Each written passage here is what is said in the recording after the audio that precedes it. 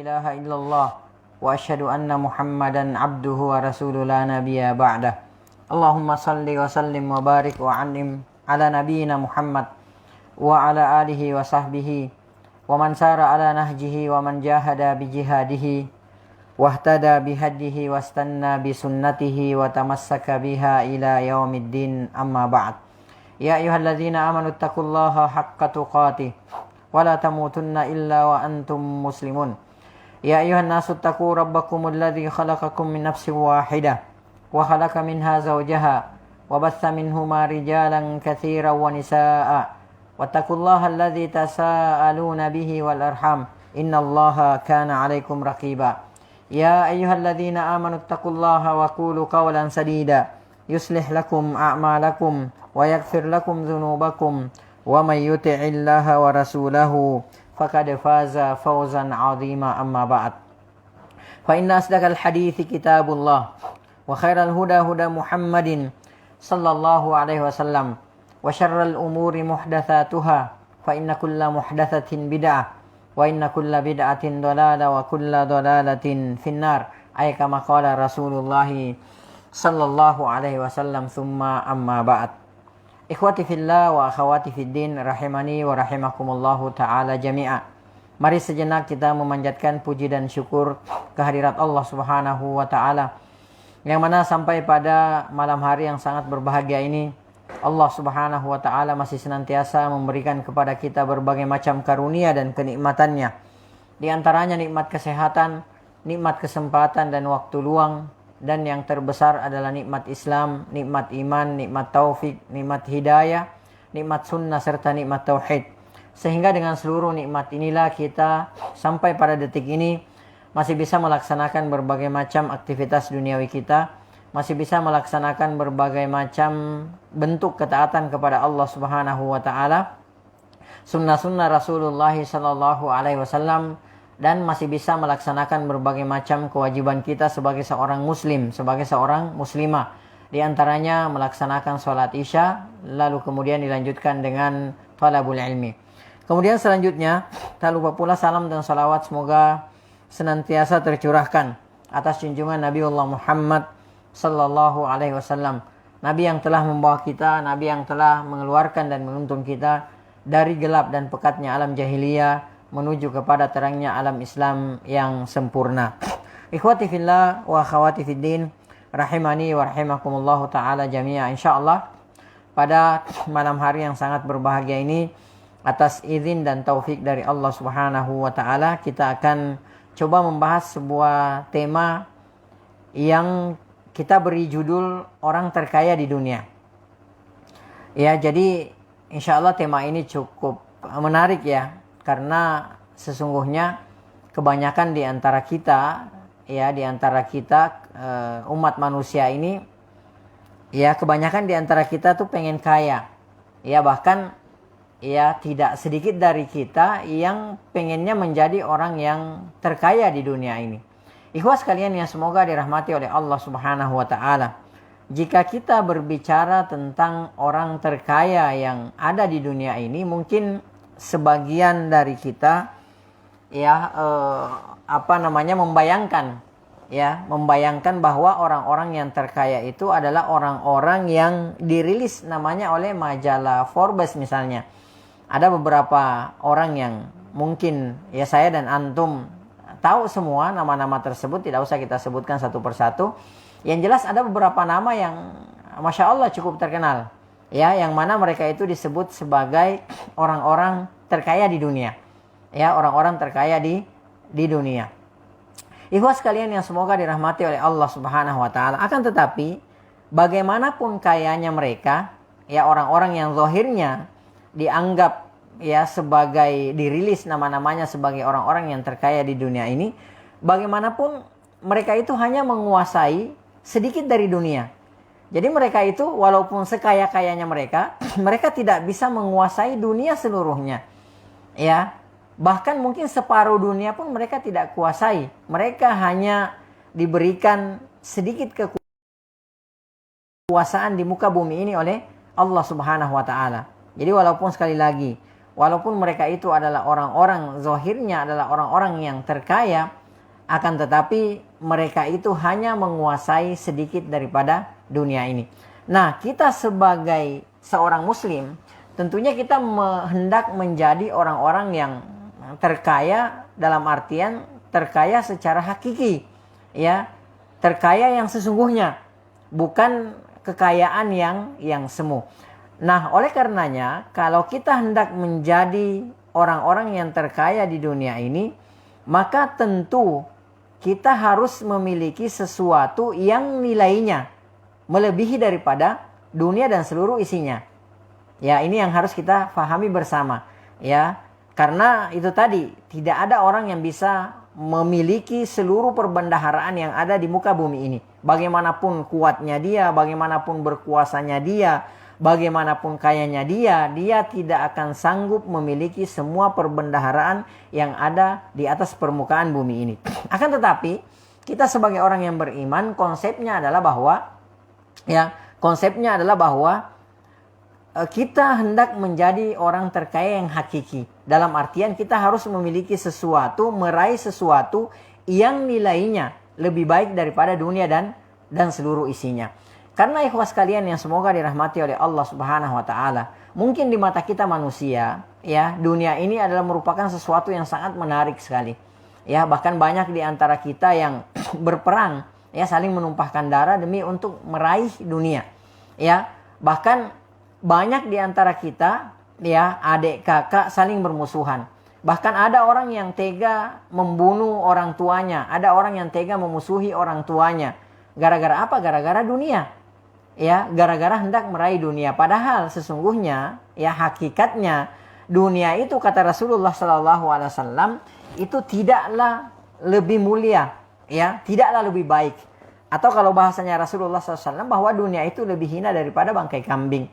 Sebagaimana dalam hadis yang diriwayatkan oleh Imam Muslim, ya, dari Jabir radhiyallahu taala anhu, bahwa Rasulullah SAW itu pernah melewati pasar, ya, bersama dengan para sahabatnya.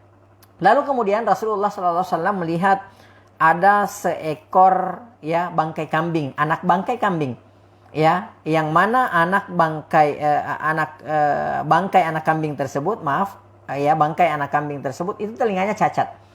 Ya, maka Rasulullah SAW memegang, ya, telinga, ya, bangkai anak kambing tersebut.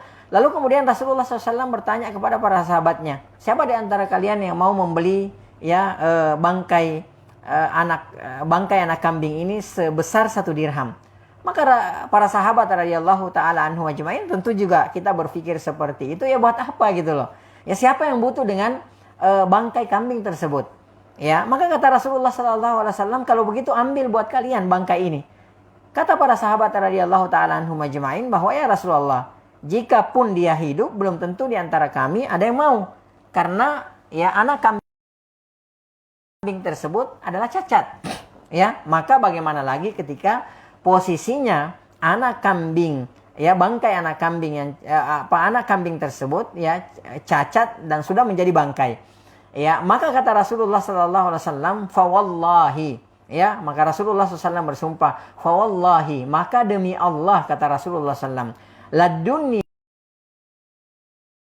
ahwanu 'ala Allah min hadza 'alaik. Ya, jadi dunia, ya, wa ta'ala itu lebih hina, ya, lebih hina daripada bangkai anak kambing yang cacat ini. Ya, jadi subhanallah, itu, ya, Rasulullah SAW mengumpamakan dunia seperti itu. Jadi lebih hina dari, ya, bangkai seekor anak kambing yang cacat. Ya, jadi subhanallah, itulah nilai dunia yang sesungguhnya. Akan tetapi, ya, sekali lagi bahwa kita, kebanyakan di antara kita manusia menganggap bahwa dunia adalah segalanya. Ya, jadi seolah-olah dunia itu adalah segalanya, seolah-olah dunia itu adalah terminal terakhir kita. Jadi seolah-olah itu kita nggak bakal mati, nggak bakal meninggal dunia, ya, nggak bakal ada hisab, nggak bakal ada hari perhitungan. Akhirnya yang terjadi, kita berlomba-lomba mengejar dunia, ya, sampai Allah Subhanahu wa taala menggambarkan hatta zurtumul maqabir, sampai kalian nanti, ya, masuk ke dalam liang kubur. Itulah kita ya sebagai manusia seperti itu. Jadi belum mengetahui hakikat dunia yang sebenarnya. Kemudian dalam kitab Az-Zuhad ya, karya Imam Ahmad rahimahullahu taala, Umar bin Khattab radhiyallahu taala anhu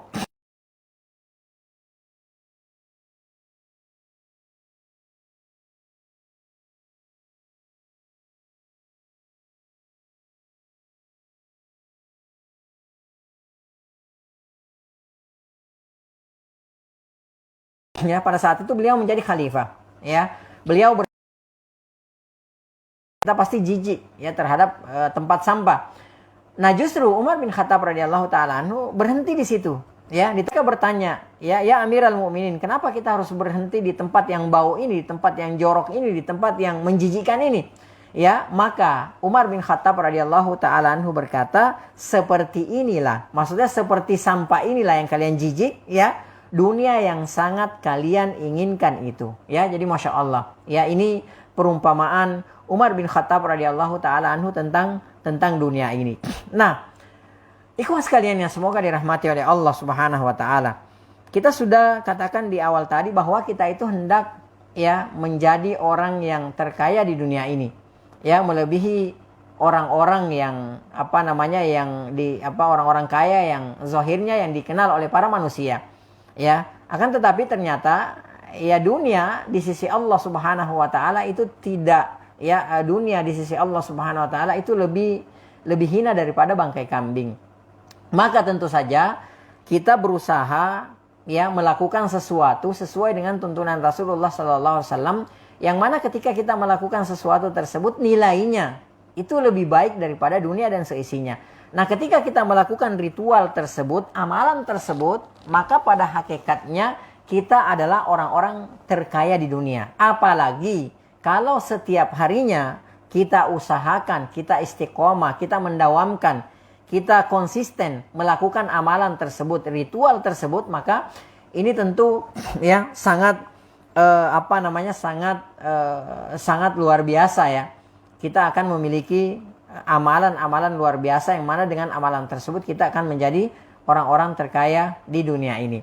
Taib, Imam Muslim meriwayatkan dari Aisyah radhiyallahu taala anha, Rasulullah sallallahu alaihi wasallam bersabda, ya. Jadi dalam hadis ini Rasulullah sallallahu alaihi wasallam memberikan kepada kita suatu amalan, ya, yang mana dengan melakukan amalan tersebut maka kita akan memiliki ya sesuatu yang lebih baik daripada dunia dan isinya. Ya, nilai amalan tersebut yang kita lakukan itu lebih baik daripada dunia dan seisinya. Nah, jika kita sudah memiliki merutinkan ya amalan tersebut yang dituntunkan oleh Rasulullah sallallahu alaihi wasallam, maka secara otomatis ya kita sesungguhnya adalah orang-orang terkaya di dunia ini. Ya, walaupun di mata manusia kita adalah orang-orang yang miskin, ya, kita hanyalah rakyat biasa, kita tidak punya apa-apa, bahkan walaupun mungkin kita diremehkan oleh manusia lainnya. Ya, Rasulullah sallallahu alaihi wasallam bersabda, rakaatal fajri, ya, 2 rakaat salat sunnah. Maksudnya salat sunnah sebelum salat subuh. Ya, salat sunnah sebelum salat subuh, rakaat al-fajr, 2 rakaat fajar. Maksudnya salat sunnah sebelum salat, 2 rakaat salat sunnah sebelum salat subuh. Khairun, kata Rasulullah SAW, itu lebih baik minad dunya wa ma fiha, lebih baik daripada dunia dan seluruh isinya. Ya, jadi lebih baik daripada apa? Daripada dunia dan seluruh isinya. Bayangkan kalau amalan ini ya kita rutinkan, kita lakukan setiap harinya. Ya, jadi kita usahakan, kita tidak tinggalkan. Ya, bagaimanapun kondisi kita. Ya, bagaimanapun kondisi kita, dan kita memohon kepada Allah Subhanahu wa taala supaya kita bisa istiqomah melakukan amalan ini. Dimanapun kita, bagaimanapun kondisi kita, ketika kita tidak tinggalkan 2 rakaat salat sunnah sebelum salat subuh ini, maka ya, Masya Allah, ya, itu nilainya jauh lebih baik daripada dunia dan seluruh isinya. Nah, Rasulullah SAW juga bersabda dalam hadis yang diriwayatkan juga Imam Muslim, ya, Rasulullah SAW bersabda, lahuma ahab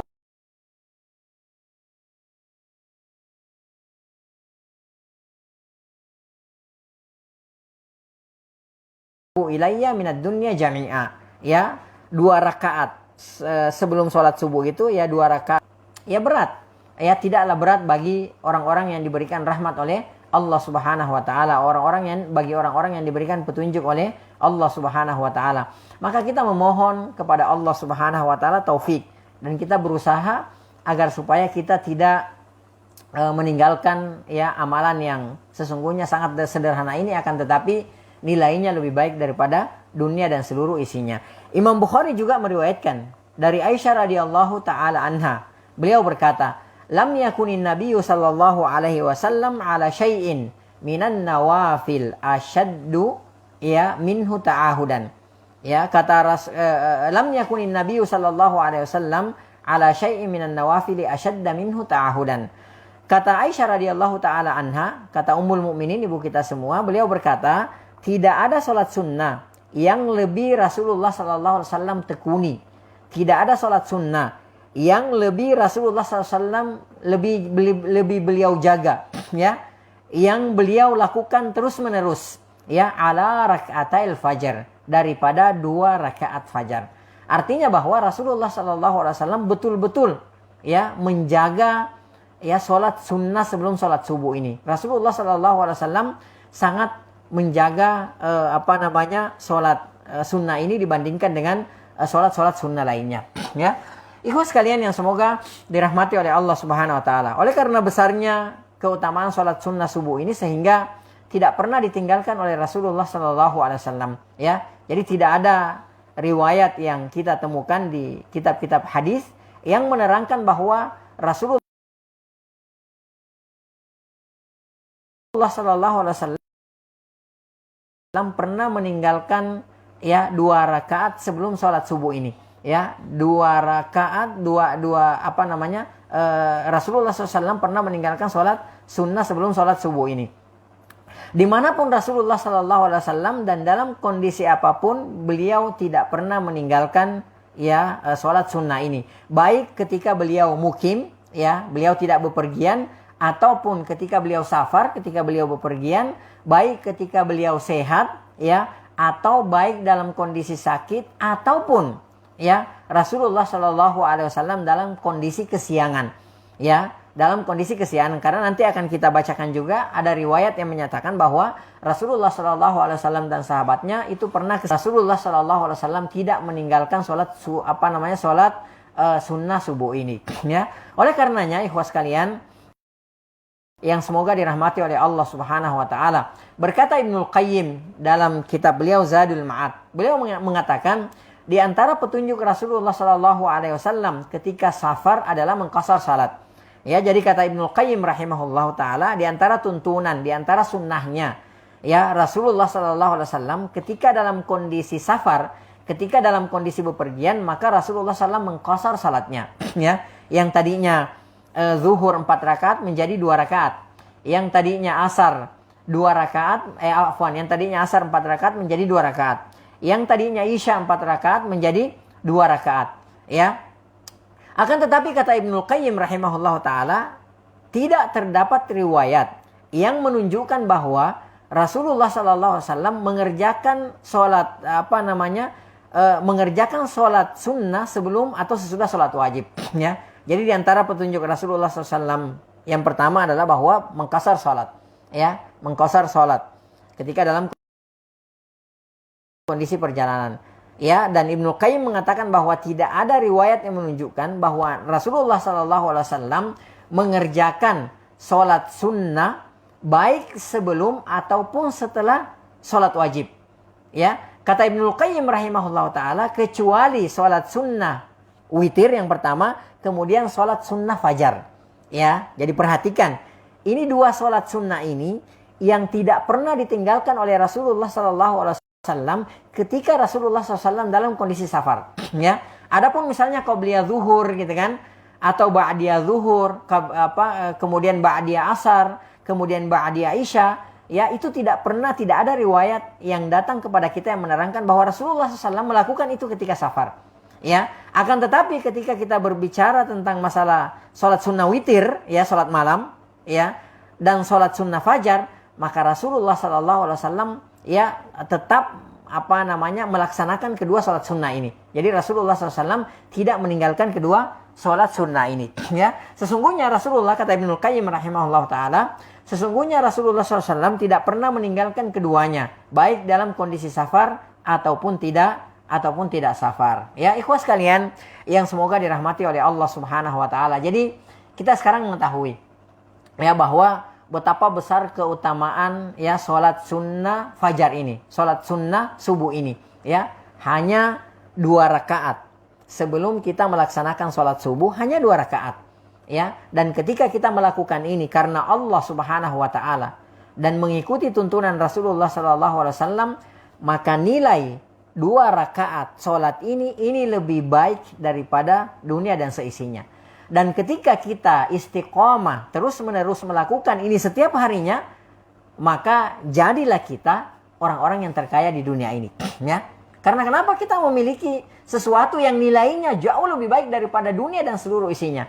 Kita tadi sudah katakan, sekali lagi kita katakan di awal tadi, bahwa sekaya-kayanya orang di dunia ini tidak ada orang yang bisa memiliki seluruh perbendaharaan bumi ini. Jangankan seluruh dunia dan seluruh perbendaharaannya, separuhnya saja mungkin dia tidak memiliki. Akan tetapi dengan 2 rakaat ini maka nilainya lebih baik daripada dunia dan seluruh isinya. Jadi Masya Allah. Ya, maka kita bertekad dari sekarang. Kalau selama ini ya kita masih terkadang bolong-bolong salat sunnah subuhnya, ya, maka mulai sekarang kita bertekad. Jangan kita sia-siakan keutamaan ini. Ya, yang mana hanya dengan 2 rakaat ini jauh lebih baik.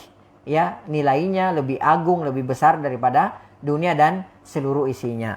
Ya, ikhwas kalian yang semoga dirahmati oleh Allah Subhanahu wa taala.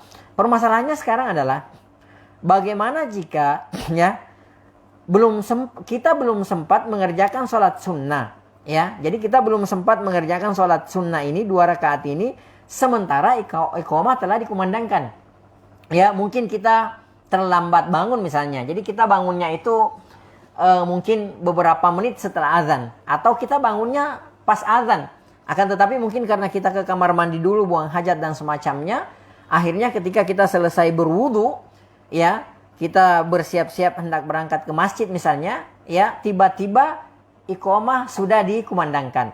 Maka otomatis ya kita tidak bisa sholat sunnah lagi, ya, karena tidak ada sholat sunnah jika iqamah sudah dikumandangkan. Ya, maka ini yang jadi permasalahan, ya, karena mungkin mungkin tidak semua dari kita bisa bangun di sebelum azan gitu kan, seperti itu. Ada mungkin di antara kita yang bangunnya pas saat azan, ya, bisa bangunnya pas saat azan atau bangunnya setelah azan. Ini yang jadi permasalahan, ya. Nah, maka teknis mengkodaknya itu ada 2 cara, ya. Jadi kita jangan karena kita sudah ketinggalan sholat sunnah ya subuh ini, akhirnya kita tinggalkan begitu saja, ya. Kita tidak mengerjakannya lagi, ya. Maka teknis mengkodaknya itu ada 2 cara. Yang pertama, langsung mengerjakannya setelah selesai sholat subuh, ya. Jadi begitu selesai kita melaksanakan sholat subuh, ya, setelah kita berzikir sesuai dengan zikir yang dituntunkan oleh Rasulullah SAW, zikir ba'da sholat, ya, maka setelah itu kita langsung mengerjakan sholat, ya, sholat sunnah 2 rakaat yang ketinggalan tadi. Jadi kita qadha, ya.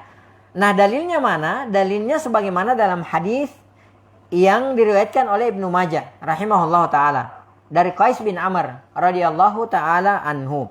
Beliau mengatakan, ra'an Nabiyyu sallallahu alaihi wasallam rajulan yusolli ba'da salati subhi rak'ataini. Jadi kata Qais bin Amr, Rasulullah sallallahu alaihi wasallam itu pernah melihat seorang laki-laki, ya, seorang sahabat, yang mana seorang sahabat ini lagi dalam kondisi sholat setelah sholat, dia sholat 2 rakaat setelah sholat subuh, ya. Ya, Rasulullah perhatikan, loh ini orang kok, ya, setelah selesai sholat subuh dia kok sholat 2 rakaat lagi, gitu kan, seperti itu. Faqala Nabi sallallahu alaihi wasallam, ya. Lalu kemudian Rasulullah sallallahu alaihi wasallam bertanya, ya, berkata kepada sahabat tersebut, bersabda kepada sahabat tersebut. Rasulullah SAW bersabda, "As-salatas subhi marratain?" Ya, apakah engkau sholat subuh 2 kali? Karena tadi kan kita barusan ya selesai melaksanakan sholat subuh secara berjamaah. Sekarang sahabat ini kembali melakukan sholat 2 rakaat. Maka kata Rasulullah SAW, as-salata subhi marratain. Apakah engkau sholat subuh 2 kali? Ya, faqala lahu rajulu. Maka si laki-laki ini berkata kepada Rasulullah sallallahu alaihi wasallam, inni lam akun sallaitu raka'ataini allataini qablaha fa sallaituhuma. Kata si laki-laki ini, kata sahabat ini, beliau mengatakan kepada Rasulullah SAW, ya Rasulullah, ya saya belum mengerjakan sholat sunnah subuh, ya fa sallaituhuma. Maka yang Anda saksikan sekarang ini, 2 rakaat yang saya lakukan ini adalah sholat untuk mengqada sholat sunnah subuh yang tertinggal, yang tidak saya lakukan sebelum sholat subuh. Qala, maka perawi hadis ini Qais radhiyallahu ta'ala anhu berkata, fasaqatan Nabiyyu sallallahu alaihi wasallam. Maka Rasulullah SAW pun diam. Artinya Nabi mendiamkan, Nabi membiarkan. Ya, Nabi tidak mengingkari. Ya, Nabi tidak mengatakan, loh, kenapa kamu sholat seperti ini? Ini nggak boleh gitu. Rasulullah tidak mengingkari, tidak mengatakan seperti itu. Ini didiamkan oleh Rasulullah sallallahu alaihi wasallam. Nah, karena ini adalah perbuatan sahabat yang didiamkan oleh Rasulullah SAW, maka ini masuk menjadi bagian daripada sunnah, ya, menjadi bagian daripada sunnah dan boleh kita lakukan. Ini yang pertama. Kemudian yang kedua, dikerjakan setelah matahari terbit, jadi dikerjakan, jadi 2 rakaat sholat sunnah subuh tersebut yang tertinggal itu kita kerjakan setelah matahari terbit, jadi begitu syuruk, kita kerjakan sholat sunnah tersebut, yang tertinggal tersebut. Sebagaimana dalam hadis yang diriwayatkan oleh Imam At-Tirmidzi. Hadis ini datang dari Abu Hurairah radhiyallahu taala anhu. Rasulullah sallallahu alaihi wasallam bersabda, "Man lam yusalli rak'atal fajar." Kata Rasulullah SAW, barang siapa yang belum sholat 2 rakaat fajar, artinya belum sholat sunnah subuh, kata Rasulullah SAW, falyusallihima ba'dama tatlu'us syamsu, maka hendaklah dia mengerjakannya, sholat sunnah tersebut setelah terbitnya matahari. Jadi ini jelas, nasnya tegas, tuntunan dari Rasulullah SAW yang menyatakan bahwasanya sholat sunnah subuh yang tertinggal itu dikerjakan setelah matahari naik, setelah matahari terbit. Taib. Mana yang paling afdal? Mana yang paling afdal? Saya pribadi, wallahu taala alam bisawab, mengikuti bahwa yang paling afdal yang jelas-jelas dikatakan oleh Rasulullah sallallahu alaihi wasallam. Meskipun yang pertama juga bisa kita lakukan, diperbolehkan. Akan tetapi kalau bertanya mana yang lebih afdal kita lakukan kalau kita tertinggal sholat subuh, maka yang lebih afdal adalah kita lakukan setelah matahari terbit. Yang jadi masalah sekarang adalah bahwa tidak semua di antara kita yang waktunya luang sampai terbitnya matahari. Mungkin ada di antara kita setelah selesai sholat subuh, setelah selesai berzikir, zikir pagi misalnya, maka mungkin kita buru-buru pulang ke rumah, siap-siap untuk berangkat ke kantor. Jadi tidak punya waktu menunggu sampai syuruk. Ada di antara kita yang seperti itu. Nah, daripada kita meninggalkan sholat sunnah subuh ini, maka yang lebih baik adalah segera kita lakukan setelah kita selesai berzikir. Kita lakukan, lalu kemudian kita pulang ke rumah. Akan tetapi, yang lebih baik jika kita ada waktu, kita tidak terburu-buru menuju ke kantor atau ke tempat kerja, maka yang terbaik adalah tentunya setelah matahari terbit. Taib. Nah, ikhwas sekalian yang semoga dirahmati oleh Allah Subhanahu wa taala. Jika kasusnya kita kesiangan, maka bagaimana tuntunan Rasulullah SAW? Contoh misalnya, kita tertidur gitu, Kita tertidur. Begitu kita bangun, subhanallah sudah jam 6:30 misalnya, atau jam 7 atau jam 8, intinya kita kesiangan. Dan qadarullah, kita tidak sengaja, bukan karena kesengajaan, karena mungkin kita kecapean atau lagi kondisi sakit dan semacamnya, akhirnya kita kesiangan. Nah, bagaimana tuntunannya? Tuntunannya adalah begitu terbangun, ya dari tidur kita setelah berwudu, maka kita segera mengerjakan sholat sunnah terlebih dahulu. Jadi jangan langsung mengerjakan sholat subuhnya.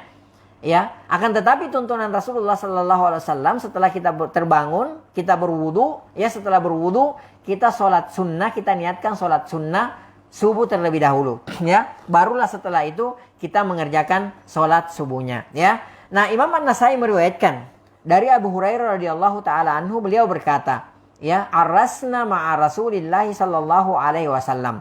Jadi ini kejadian ini pernah dialami oleh Rasulullah Sallallahu Alaihi Wasallam dan para sahabatnya, ya. Tapi jangan ini dijadikan dalil bagi kita untuk kesiangan gitu, ya.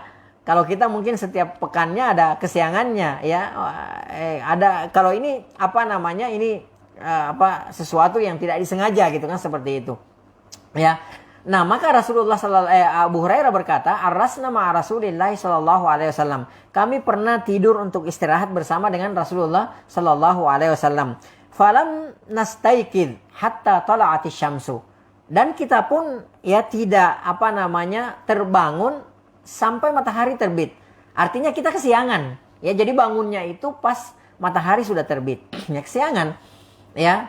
Jadi bangun-bangun subhanallah matahari sudah terbit. Faqala Rasulullah sallallahu alaihi wasallam.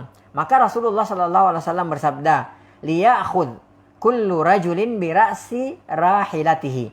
Kata Rasulullah sallallahu alaihi wasallam, hendaklah setiap orang berpegangan dengan dengan tunggangannya. Ya, fa inna hadza manzilun hadarana fihi syaitan. Kata Rasulullah sallallahu alaihi wasallam, karena sesungguhnya tempat ini didatangi oleh syaitan. Ya, qala, maka Abu Hurairah radhiyallahu taala anhu berkata, fa fa'alna, maka kami pun melakukan instruksi perintah Rasulullah sallallahu alaihi wasallam. Fada'a bil ma'i fatawadda'a. Maka Rasulullah sallallahu alaihi wasallam memerintahkan untuk membawa air, ya, fatawadda'a. Lalu kemudian Rasulullah sallallahu alaihi wasallam pun berwudu. Tsumma shalla sajdatain. Perhatikan. Kemudian Rasulullah sallallahu alaihi wasallam ya salat sunnah terlebih dahulu. Ya, salat sunnah subuh terlebih dahulu. Tsumma uqimatis shalatu fasallal ghada. Kemudian setelah itu ditegakkanlah iqamah. Jadi di iqamah lah pada saat itu, dikumandangkan iqamah, ya, fasallal ghadat. Maka Rasulullah sallallahu alaihi wasallam pada saat itu pun melaksanakan salat subuh. Ya, ikhwah sekalian yang semoga dirahmati oleh Allah Subhanahu wa taala. Ya, jadi ya 2 rakaat ya dua rakaat salat sunnah subuh ini jangan sampai kita tinggalkan. Bagaimanapun kondisinya.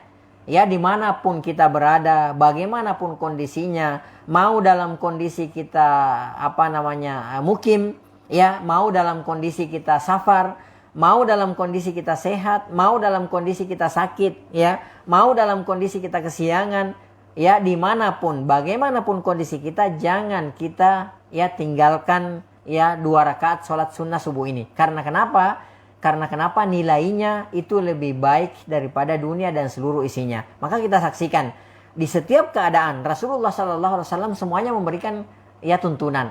Ya, kalau misalnya ya kita tertinggal, ya tertinggal, artinya kita datang ke masjid, ya imam sudah sholat bersama dengan jamaah lainnya, maka kita boleh lakukan setelah selesai sholat subuh, ya boleh kita lakukan setelah terbitnya matahari. Dan hatta qadarullah kita kesiangan pun, ya kita terlebih dahulu melakukan sholat sunnah 2 rakaat, lalu kemudian baru kita sholat subuh. Ya, ikhwah sekalian yang semoga dirahmati oleh Allah Subhanahu Wa Taala. Semoga yang sedikit ini bisa mendatangkan manfaat buat diri saya pribadi dan buat antum semua.